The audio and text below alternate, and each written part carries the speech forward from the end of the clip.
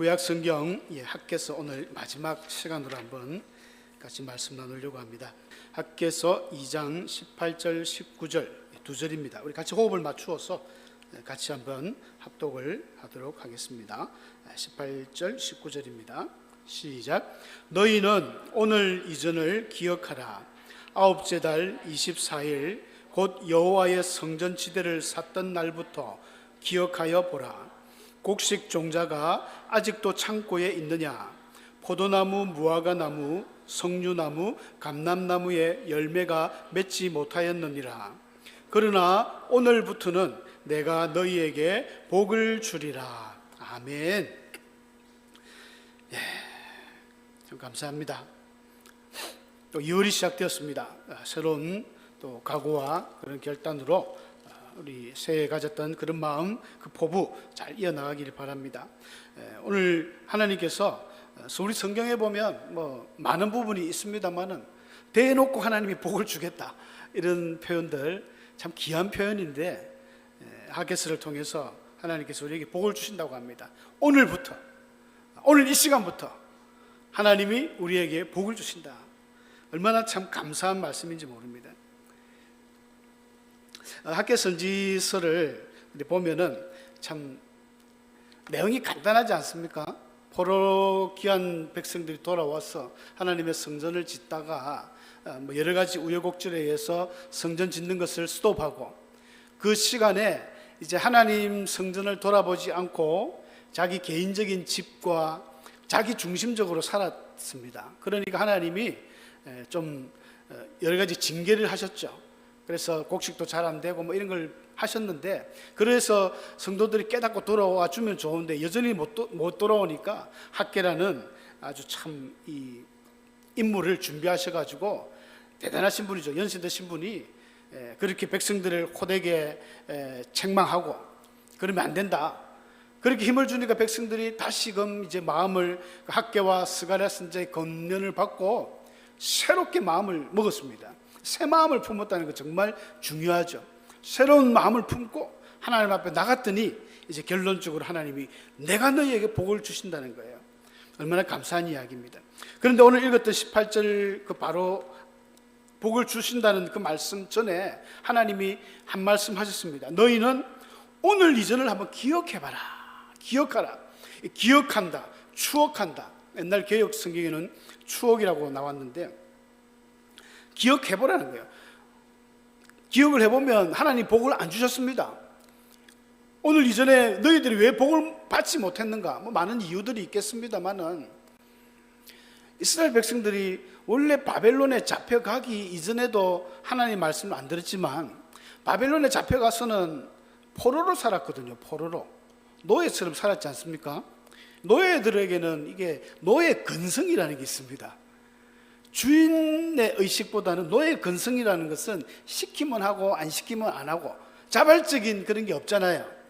백성들도 그런 어떤 마음들이 있었을 겁니다. 그래서 성전 짓다가 중간에 스톱되니까 아이고 잘 됐다, 안 그래도 하기 힘들었는데 하면서 그냥 나자빠진 것입니다. 그러면 지도자라도 어떻게 해야 됩니까? 그러면 안 된다, 혼을 내야 되거든요. 스룹바벨이 유다의 총독으로 왔습니다.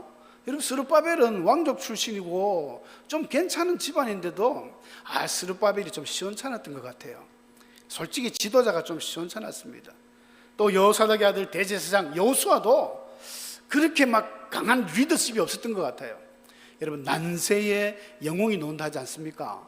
시대가 어려울 때는 좀 센 사람이 나와야 됩니다. 확 대중을, 백성들을 이끌고 갈 수 있는 이런 좀 영웅 같은 인물이 나와야 되는데 그에 비하면 스룹바벨은 좀 그렇지 못한 건 아닌가. 왜냐하면 이 같이 권면을 했던 학개하고 스가랴하고 보면 주거니 받거니 하거든요. 그래서 스가랴서 1장 1절에 보면은 학개서 뒤에 바로 이어 나오는 게 스가랴서입니다. 스가랴서 1장 1절에 보면 다리오 왕 제2년 8째 달에 하나님의 말씀을 받았어요.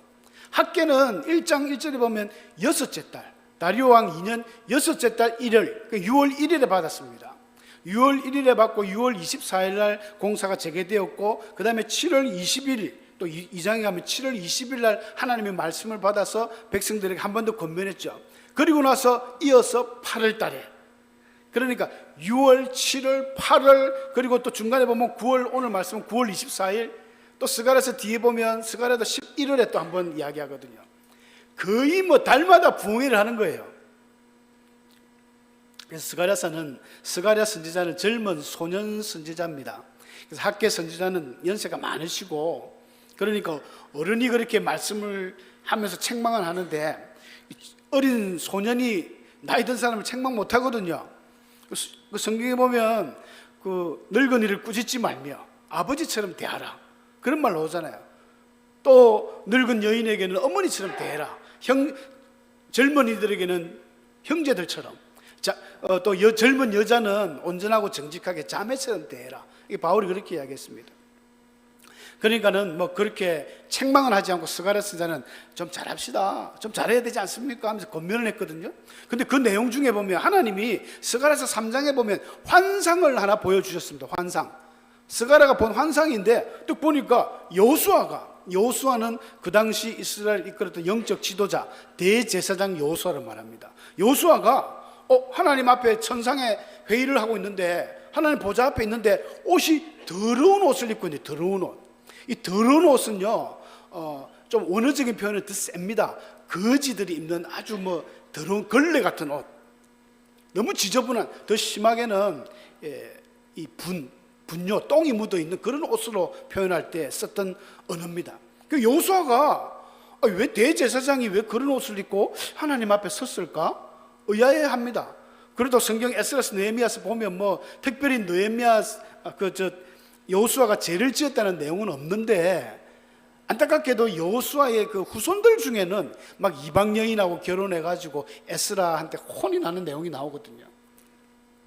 여하튼 이런 어떤 환상들을 볼 때에 여호수아 장군도 좀 뭐 실수한 게 있는가 이렇게 생각할 수 있습니다. 그런데 하나님께서는 여호수아 그 더러운 옷을 벗기고 그 새로운 아름다운 옷을 입혀주라, 하나님 새롭게 입혀주시는 거예요. 뒤에 4장에도 보면 스룹바벨에 대한 이야기도 나옵니다. 스룹바벨에게는 그런 말씀을 하셨어요. 여호와께서 말씀하시되 어떤 힘으로 되지 않고 능력으로 되지 않고 오직 하나님의 영으로 된다. 그러니까 스룹바벨이 해보려고 안 했겠습니까? 이스라엘 백성들이 성전을 짓다가 자꾸 안 하니까 막 자기 딴에는 열심히 했어요. 근데 백성들이 말을 안 들어가지고 스룹바벨이 사실은 페르시아로 돌아가 버립니다. 돌아갔다가 다시 돌아오거든요. 다시 돌아올 때는 그 당시 이제 다리오 왕하고 좀 친분이 있으니까 엄청난 이런 또 물자를 가지고 옵니다. 근데 요세푸스에서는 그런 이야기가 나오는데, 자, 그럼 지도자 문제만 있느냐? 그렇지 않습니다. 백성들도 똑같습니다. 백성들의 삶은 자기 중심적인 삶이에요. 그래서 하나님이 오늘 18절에도 나오고 15절에도 나오는데, 너희는 이전 것을 한번 기억해봐라. 추억한다. 우리 옛날 개혁 성경에 추억이랬는데, 기억이나 추억이나 이런 것들은 다 그냥 레바브라는 마음인데, 거기에 더 마음을 두고 생각해봐라. 깊이 성찰해봐라는 뜻이거든요. 일전에 1장에서도 말했지 않습니까? 너희 행위를 한번 살펴봐라. 다 같은 표현들입니다. 한번 생각해봐라. 그러니까 성전공사가 중단 때부터 지금까지 너희가 어떻게 살았느냐 한번 생각해봐라. 1장에는 그랬지 않습니까? 판벽한 집에 거한다. 반듯한 집, 지붕이 있는 그런 집에 거하고, 성전은 황폐하든지 말든지 그러면서 하는 말들이, 아직 하나님의 성전을 건축할 때가 아니다, 하나님 우리와 함께 하지 않는다, 이런 말만 하면서 지냈다는 거예요.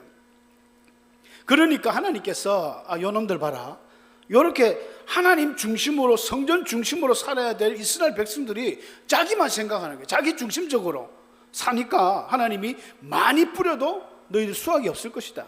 먹어도 배부르지 않고 마셔도 흡족하지 않고 입어도 따뜻하지 않고 일꾼이 삭을 받아도 구멍 뚫어진 전대의 넘과 같이 되었다. 이렇게 하나님이 말씀하셨습니다. 본문에도 마찬가지입니다. 2장 17절에 나오는 이야기입니다만은, 하나님께서 만군의 여호와가 말하노라, 내가 너희 손으로 지은 모든 일에 곡식을 마르게 하는 재앙을 보냈다는 거예요. 곡식을 마르게 하는 재앙이 어떤 재앙인가? 하여튼 곡식이 안 되고, 우리 농사하시는 분들 알지 않습니까? 가지가 말라 비틀어지는 거예요. 고엽제, 막 비틀어지는 이런 재앙을 보냈습니다. 깐뿌기 재앙, 저는 깐풍기가 무슨 메뚜기 비슷한 그런 뭔가 몰라서 찾아보니까 이게 곰팡이 종류 그런 걸 하더라고요. 깐풍기. 그래서 곰팡이 피듯이 막 그런 음식들이 그런 재앙이 온다. 그리고 우박으로 쳤다. 성경에 보니까 쳤으나 부정적인 말이죠. 내가 이 정도로 너희들 깨달으라고 했는데도 불구하고 너희는 내게로 돌이키지 아니하였다. 하나님의 말씀입니다. 학계를 통한 사랑하는 성도에 우리가 지혜가 있으면 한번 우리를 돌아볼 수 있는, 성경에 이야기하잖아요. 학계서를 통해서 너희의 마음을 두라, 살펴봐라, 기억해라, 추억해라. 그러니까 우리가 뭔가 좀 삶이 매끈매끈하게 돌아가지 않고 어딘지 모르게 자꾸 문제가 생기고 어려움이 환란이 겹치면, 물론 마귀가 주는 시련도 있습니다만은 웬만하면 한번 생각해 보는 거, 혹시 내가 하나님 앞에 뭔가 부족함이 없는가? 왜 이렇게 안 되지? 농사가 왜 이렇게 안 되지? 장사가 왜 이렇게 안 되지? 내가 왜 매일 아프지? 한번 돌아봐야 되는데 그걸 못하는 거예요. 그만큼 백성들이 신앙의 어떤 모습에서 떠나 있는 상태가 이 학개서의 상태입니다. 자기 중심적으로만 사는 거예요. 자기 중심적으로. 그래서 하나님께서 이야기합니다. 이제 오늘부터 복을 주는데, 이 자기 중심적으로 살면 안 되고 우리 하나님 중심으로 살아야 되지 않습니까? 하나님 중심, 말씀 중심, 교회 중심. 이것은 우리 개혁주의 교회가 거의 뭐 표어처럼 이야기하는 핵심 포인트입니다. 하나님 중심, 말씀 중심, 교회 중심. 변함없는 너무 중요한 진리입니다. 그래서 민수기 2장 2절에 보면, 민수기는 백성들이 숫자를 세웠다는 한자 뜻인데 2장 2절에 보면 한 200만 명 정도 된다고, 200이나 250만 명 정도 애굽에서 나온 이스라엘 백성들이 숫자가 그렇게 된다고 추정합니다. 숫자가 많잖아요. 우리 밀양 10만 정도 안 되죠. 아직 10만도 자꾸 줄어간다는데 200만 명, 부산 인구 한 3분의 2 정도 될 것 같은데, 그 많은 사람들이 집을 짓는데 텐트를 짓지 않습니까? 하나님이 뭐라고 이야기하냐면 딱 중간에 회막이 있고, 성막, 회막이죠. 이 성막을 중심으로 텐트를 치라는 거예요. 집을 만들라. 그래서 구약시대 때는 이 성전 중심의 생활이 굉장히 중요했습니다. 신앙의 모든 핵심 포인트가 성전 중심으로 살았습니다. 이것이 오늘날은 우리 교회 중심이 되어야 되는 것이거든요. 여러분, 이제 구약 그 성막을 짓는, 그리고 이동할 때 뭐 이런 정착할 때 그런 표를 제가 다운받아서 이제 보여드립니다. 중간에 항상 성막이 있고, 레위 지파는 성막에 가장 가까이 있습니다. 아론과 모세와 이런 또 책임자들은 딱 성막 문 앞에 집을 져요. 그래서 무슨 일이 있으면 여차하고 막 성막에 또 매일 들어가니까. 그 다음에 유다 지파, 이사갈, 스불론 세 지파가 맨 요 동쪽에 있고, 루벤, 시몬 이렇게 하나님이 다 명령해 주셨어요. 딱 성막을 중심으로. 그래서 이런 그림이 되는 거죠. 중간에 딱 성막이 있고 200만 명이나 되는 사람들이 텐트를 칠 때 딱 성막 중심입니다. 여러분, 다니엘도 포로로 잡혀갔을 때 예루살렘을 향해서, 예루살렘 성전을 향해서, 동쪽을 향해서 하루 3번 기도했습니다. 모든 구약시대의 하나님의 백성들은 성전 중심, 하나님의 센터가 바로 성전이었습니다. 근데 이 성전이 바벨론에서 불타 없어져 버렸잖아요. 그래서 다시 한번 스룹바벨을 통해서 성전을 짓자, 위대한 사명을 가지고 포로 귀환을 해왔는데, 이 사람들이 한 2년 정도 했거든요. 2년 정도. 포로로 잡혀가지고 한 2년 정도 제사제대로 확립하고 으쌰으쌰 해가지고 하다가 성전 딱 틀을 만들고 지대를 만들어 놓고는 스톱돼 버렸어요. 그래서 16년이나 방치가 된 상태. 그럼 성전 중심으로 살아가야 될 하나님의 백성들이 성전이 없는데 믿음 생활이 되겠습니까? 참 희한하죠. 그래서 오늘은 헌금 이야기를 한번 하도록 하겠습니다. 뭐 교회에서는 뭐 우리가 또 수요일은 강해식으로 하니까 이때 아니면 못합니다. 예배 때 참 헌금 이야기하면 부담스럽고, 성도들 시험 들고 상처받고, 또 담임 목사가 못하는 거 부목사가 해야죠. 이제 제가 십자가를 제가 하면 뭐 저보고는 뭐라 하겠습니까? 성경대로 제가 가르치는데 한 번은 들어보셔야 돼요. 여러분, 우리가 하나님 중심이라고 이야기하지 않습니까? 사실 뭐 하나님 중심, 말씀 중심은 영적인 부분이지만 교회 중심이라는 것은 반드시 물질과 연결됩니다. 하나님의 성전을 중심으로 산다는 것은 하나님이 친히 이 법으로 말씀해 주셨어요. 김지찬 목사님이라고 그 11조의 복음이라는 책을 집필하셨는데, 총신대학교 아주 그 구약학 가르치던 교수님인데 책이 너무 좋아요. 저도 목사님한테 책을 받아가지고 대충 읽어보니까 그분이 이야기하시는 내용 중에 구약의 11조가 세 가지가 있습니다. 성경에 기록된 이게 이스라엘은 하나님의 나라지 않습니까? 신정국가, 하나님이 통치하시는 신정국가이기 때문에 그 신정국가의 국민으로서 당연히 의무적으로 내는 세금과 같이 내는 것이 레위 11조입니다. 레위 11조. 1년에 자기 소득의 10분의 1을 성전의 제사장에게 주는데, 이 세금은 어디 쓰이냐 하면 레위인들의 기업입니다. 12지파 중에 레위인들은 기업이 없잖아요. 그래서 하나님이 레위 지파가 성전 봉사를 합니다. 대제사장이 있습니다. 대제사장은 한 명이에요. 돌아가면서 하니까 대제사장이 있고, 그 다음에 제사장들이 많습니다. 레위인이 있습니다. 그리고 성막 봉사를 여러 명 하는 너디님, 잡일을 하시는 분들, 그리고 찬양을 하신 찬양대가 있죠. 또 찬양 악기 연주자가 있습니다. 또 사무엘 시대 때 보니까 성전의 회막에 봉사하는 여인들도 있었습니다. 제법 많아요. 그 많은 사람들이 어떻게 먹고 생활이 되겠습니까? 백성들이 11조를 내는 거예요. 하나님이 그걸 법으로 정해놨습니다. 레위기나 신명기에 보면, 민수기에 보면 한 해 소득일을 내라는 거예요. 이것은 레위인들을 위해서 받는 것입니다. 그리고 성전세도 있죠. 속전세라는 거. 우리 생명을 하나님이 구해주셨다. 애굽에 있었으면 그냥 죽었을 것인데 너희들을 구원해 주셨으니까 성전세를 내라. 반세겔, 성전세겔로 반세겔, 이틀치이라는 그 돈 정도 됩니다. 이거는 평생에 한 번만 내는 거예요. 어떤 부흥 강사가 막 연락에 이렇게 막 설교를 하면서 우리가 속전세라고도 하고, 우리의 죄를 속했기 때문에 속전세를 내야 된다는 거예요. 그래서 얼마나 냅니까 하니까 한 사람당 성경에는 반세겔이지만은 자기가 월급에 얼마를 내야 된다 이래가지고 막 가짜입니다. 속전세가 어디 있습니까? 성전세가 그 구약에 나오는 이야기예요. 딱 한 번.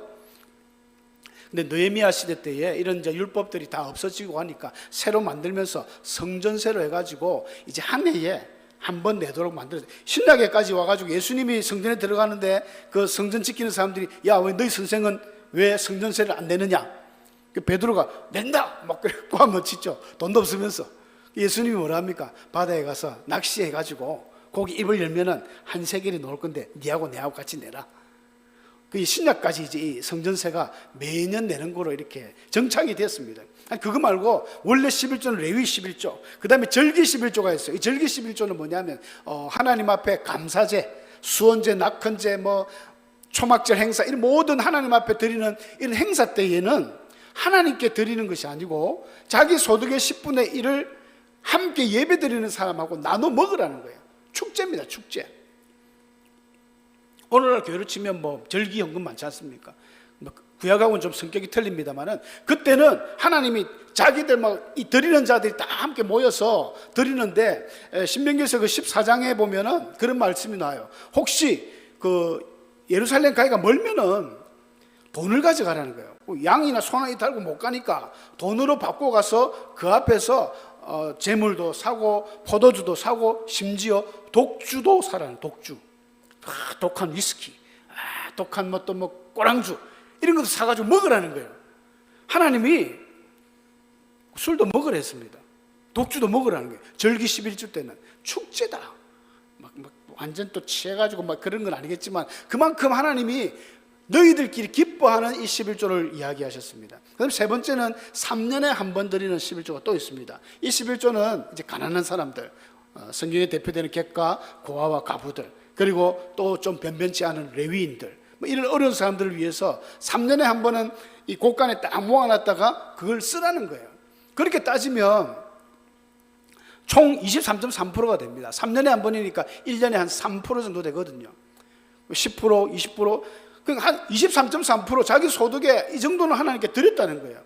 이게 거의 정확한 11조에 대한 개념입니다. 구약시대 때는 이게 거의 법으로 되어 있었습니다. 왜냐하면 신정국가 살아가는 사람들의 어떤 조세 의무와 같이 세금 거두시 됐습니다. 그런데 신약시대 때 와서는 이런 것들이 많이 이제 율법이 많이 허미해졌어요. 그러나 예수님 시대까지만 해도 사실은 구약의 율법대로 살아갔거든요. 그래서 우리가 흔히 아는 23장 23절 마태복음에 보면 예수님이 그랬습니다. 이 바리새인들의 그 잘못된 것을 이야기하면서 그 화 있을진저 외식하는 서기관들과 바리새인들의 꾸짖으면서 너희는 박하와 회향과 건처의 11조는 드리지만 율법에 더 중요한 바 정의와 긍휼과 믿음은 버렸다. 그러니까 속은 없는 거예요. 껍데기만 지키는. 의롭게 내가 뭐 했습니다. 세리의 기도도 나오죠. 누가복음 18장에 보면 바리새인들은 내가 일주일에 11조도 합니다. 이때 11조 또 이야기가 나와요. 신약 성경에 몇 번 안 나옵니다. 근데 예수님이 뭐라고 하시냐면 이것도 행하고 저것도 버리지 마라. 율법도 11조도 하지만 그 중심의 사상은 버리면 안 된다는 거예요. 그거를 굉장히 강조를 하셨습니다. 근데 예수님께서 이 말씀을 아까 좀 전에 하실 때는요, 그 예수님이 아직 그 십자가 안 지시고 그대로 살아 계실 때 이야기지 않습니까? 그러면 예수님도 비록 신약 시대에 있었지만은 구약의 모든 율법, 예수님이 말씀하실 때도 전부 구약 성경과 이야기하셨고 모든 구약의 율법을 지키라는 거예요. 오늘날 만약에 우리 시대에 와서 이 예수님이 해라 했으니까 해야 되지 않느냐 하면서 11조를 강조한다면 이것도 사실은 좀 문제가 있습니다. 예수님이 이때는 십자가 지시기 전이었어요. 예수님이 이제 십자가 지시고 휘장이 위로부터 쫙 갈라지면서 율법이 이제 거의 율법이 없어졌습니다. 율법이 하나님의 은혜 시대로 대치됨으로써 완전히 바뀐 거예요. 그래서 사도행전에 이제 교회가 들어서면서 바울과 함께 교회 시대가 움직이는데 의무가 아닙니다. 11조가 의무적으로 안 하면 벌 받고 구약 시대 때는 그랬죠. 근데 이 11조 헌금이나 다른 모든 헌금들이 바울도 강요를 안 했습니다. 바울도 강요를 안 했어요. 근데 이제 바울이 했던 이야기 중에 고린도서 16장 2절에 보면 매주 첫날, 이게 주일이죠. 매주 첫날. 주일에 너희 각 사람이 수입에 따라 준비하여서 하나님 앞에 드리랬어요. 수입에 따라. 이게 영어로 이제 프라스퍼라는 것은 번성이라는 뜻입니다. 영어 성경에 다 저 단어를 써요. 하나님께서 번성케 해주신 대로 드리라는 거예요. 여러분, 하나님께서 우리에게 만약에 복을 안 주셨으면 어떻게 됩니까? 가난할 수밖에 없어요. 가난한 사람에게는 하나님이 헌금을 그렇게 요구하지 않습니다. 여러분, 드릴 것이 없는데 굶어 죽을 판인데 어떻게 헌금을 드립니까? 그런 사람은 교회에 오는 것만 거의 고맙습니다. 감사한 일이죠. 근데 역으로 하나님께서 번영을 시켜주셨어요. 복을 주셔가지고 막 철철 넘치는데도 헌금을 안 한다? 그건 아주 악한 일이고 아주 범죄의 심리가 많죠. 도둑입니다. 강도입니다.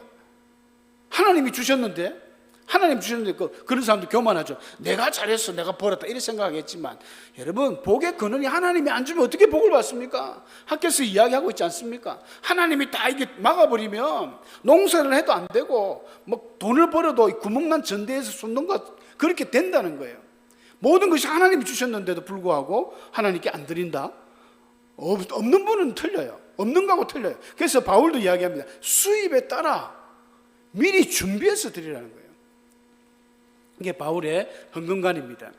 그런데 바울이 고린도 또 후서에 보면 그런 말이 나오죠. 마게도냐, 이 유럽 지역에 처음 복음을 전했던 그곳에서는 그 사람들이 결코 부유하지 않았습니다. 가난했습니다. 극히 가난하고 어려웠지만 그들이 힘에 겹도록 또 헌금을 했다는 거예요. 은혜가 들어가면 헌금을 해라 이야기해서 하는 게 아니라 이게 저절로 됩니다. 하나님의 은혜가 있으면 하나님 내게 이렇게 번성하게 해주셨구나, 모든 것이 하나님의 은혜구나, 이걸 알잖아요. 근데 은혜가 없으면 하나님을 모르는 사람들은 그런 걸 모르니까 헌금을 안 하는 거죠. 이게 강조하고 뭐 당연히 법으로 정착화시켜서 할 게 아니라 은혜가 필요합니다. 고린도후서 9장 7절에도 바울이 이야기합니다. 각각 마음에 정한 대로 하고 인색함으로 나아지고 억지로 하지 마라. 감사한 마음으로 하라. 여러분, 헌금을 드리는 것은 우리가 정말 하나님 앞에 아까운 마음으로 자꾸 아깝다 인색하게 억지로 이래 하게 되면은 복을 못 받습니다. 그럼 뭐 안 드린 것보다 못해요. 바울의 논리는 그렇습니다. 적게 심는 자는 적게 거두고 많이 심는 자는 많이 거둔다. 이런 헌금에 대해서 이야기하면서 고린도서 9장에서 설명하는데, 여러분, 농부도 농사를 지을 때 씨를 많이 뿌린 자가 많이 거두지 않습니까? 근데 욕심꾸러기들은요, 씨는 조금만 뿌려놓고 나는 가을에 많이 얻으려고 이렇게 생각하는 거, 그건 맞지 않는 일이죠. 세상의 이치와도 틀립니다. 영적인 이치도 마찬가지입니다. 자기가 하나님 앞에 드리지 않고 자기가 인색하게 하나님 앞에 드리면 하나님도 인색하게 주는 거예요. 풍성하게 하나님 앞에 드리고 감사한 마음으로 막 씨를 뿌리듯이 하는 분들은 그게 돌아오는 거예요. 이게 법이 아니라, 구약시대 때는 법으로 이거 안 내면 하나님의 의무적인 것이었다면, 신약 시대, 우리 교회 시대는 자유적입니다. 그러나 이 원리는 똑같습니다. 히브리서 7장에 보면 이제 멜기세덱 이야기를 하면서 11조를 정리를 하는데, 멜기세덱은 맨 처음에 어디서 온 줄도 모르는 영원한 그 멜기세덱, 예수님을 표상하고 있습니다. 근데 아브라함이 멜기세덱에게 11조를 했거든요. 성경의 최초의 11조거든요. 근데 이때는 율법도 없었습니다. 야곱, 그리고 이 모세라든지 모든 레위 지파가 태어나기도 전이잖아요. 아브라함이 그 뱃속에 있을 때부터 아브라함이 드렸다. 그러므로 레위의 그 어떤 체계의 헌금보다 아브라함의, 레위도 없었던 아브라함 체계의 헌금이 더 마땅하고 위대하고 맞다는 거예요. 예수님의 그 체계를 따라가는 헌법이 맞다는 것입니다. 헌금이. 그걸 이야기합니다. 그러므로 우리가 어떤 법에 의해서 드리는 게 아니에요, 이게. 예수님 말씀처럼 예수님의 은혜와 그 모든 것들을 아브라함이 드린 것처럼 자유함으로, 감사함으로 드리는 그 헌금을 우리는 해야 되는 것입니다. 구약은 우리가 신약의 그림자라고 하지 않습니까? 구약 시대 때는 이런 헌금을 다 모아서 11조를 모아서 레위인들과 제사장들과 이런 사람들을 다 이렇게 삶을 살도록 했습니다. 여러분, 오늘날에는 교회 시대에는 교회가 구약으로 따지면 하나님의 나라 이스라엘 성전이었으면, 오늘날 교회는 이제 우리 믿음으로서 새롭게 예수님을 중심으로, 교회의 머리 대신 예수님을 중심으로 모인 다 같은 지체지 않습니까? 이 교회에도 일하시는 분들이 있습니다. 담임 목사님이 있고, 또 부교육자들이 많이 있고, 또 많은 성전 봉사자들 있지 않습니까? 악기를 다루고 봉사자들도 많습니다. 전도사도 있고. 이런 분들에게 당연히 사례가 지급되어져야 됩니다. 이건 성경에서 이야기하는 원리와 똑같잖아요. 구약의 원리와 똑같습니다. 그런 것들을 왜 주느냐? 그건 완전히 도둑놈 심보죠. 당연히 일하시는, 당연히 교회에서 그런 것들은 필요한 것들이고, 또 레위인들에게 그 기업을 주듯이 사역자들에게 사택을 공급하고, 이 모든 것들은 다 맞는 이야기거든요. 이거를 무시해버리면 잘못된 우리 물질관이 되는 것입니다. 우리가 하나님 앞에 이런 것들을 생각하면, 학계 선지자가 사실은 크게 보면 그래요. 헌금 문제하고 연결되지 않습니까? 성전을 짓는데 자기들은 성전을 내팽개치고 자기들만 살았고 자기 중심적으로 살았거든요. 하나님이 그거 하지 말라는 거예요. 오늘날도 시대는 바뀌었지만 교회 중심으로, 여러분, 교회에 우리의 마음이 있는 곳에 물질도 있거든요. 교회를 사랑하는 마음으로, 이게 억지가 아니라, 법이 아니라 내 마음에 우러나는 은혜로 10의 1이 아닙니다. 10의 2, 10의 3도 다 해야 되는 겁니다. 더 드릴 수 있으면 더 드리는 게 이게 사실은 성경적이고 성경에서 이야기하는 그 원리가 된다는 말씀입니다. 조금 부족한 설명이지만은 우리 성도님들 잘하고 계실 줄 믿습니다. 혹이라도 헌금에 대한 부분을 자꾸 오해야 돼가 이거를 목사님을 위해서 주는 거 아니가, 그렇지 않습니다. 하나님 앞에 이건 내는 거예요. 물질을 하나님 앞에 드리면 우리의 마음을 드림하고 똑같습니다. 더 요구하실 때는 하나님 우리의 생명도 요구하시니까 다 드릴 수 있는 그런 주의 성도들 되시기를 축원합니다.